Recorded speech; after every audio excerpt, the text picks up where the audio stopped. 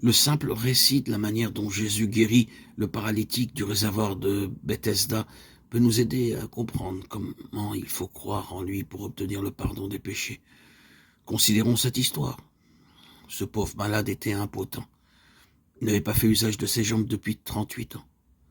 Cependant, Jésus lui dit, « Lève-toi, prends ton lit et marche. » Jean 5, 1, 9.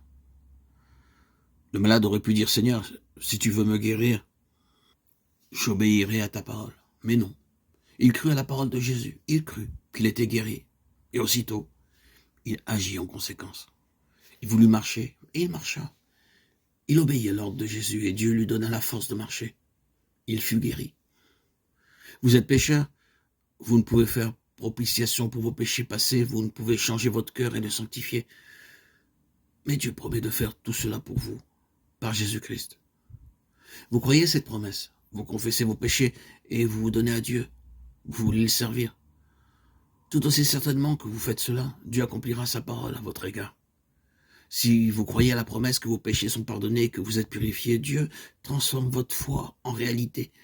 Vous êtes guéri, tout aussi certainement que le paralytique auquel Jésus a donné la force de marcher dès qu'il crut à sa guérison. La chose est, dès que vous croyez. N'attendez pas de sentir que vous êtes guéri, mais dites, je le crois. La chose existe, non parce que je la sens, mais parce que Dieu l'a dit. Jésus nous dit, tout ce que vous demanderez en priant, croyez que vous l'avez reçu, et vous le verrez s'accomplir. Marc 11, 24. Mais une condition est liée à cette promesse. Notre quête doit être conforme à la volonté de Dieu.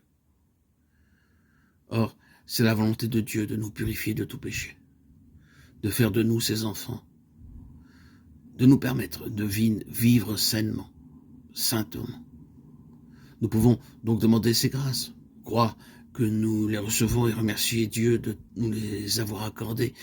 Il ne tient qu'à nous d'aller à Jésus pour être purifiés, pour subsister devant sa loi, sans confusion ni remords. Il n'y a donc maintenant aucune condamnation pour ceux qui sont en Jésus-Christ. Romains 8, 1. Dès cet instant, vous ne vous appartenez plus. Vous avez été racheté à grand prix. Ce n'est pas par des choses périssables, par de l'argent ou de l'or que vous avez été rachetés, mais par le sang précieux de Christ, comme d'un agneau sans défaut et sans tache. 1 Pierre 1, 18, 19. Par ce simple acte de foi en Dieu, le Saint-Esprit vous a engendré à une vie nouvelle. Vous êtes maintenant un membre de la famille divine. Et Dieu vous aime comme il aime son Fils.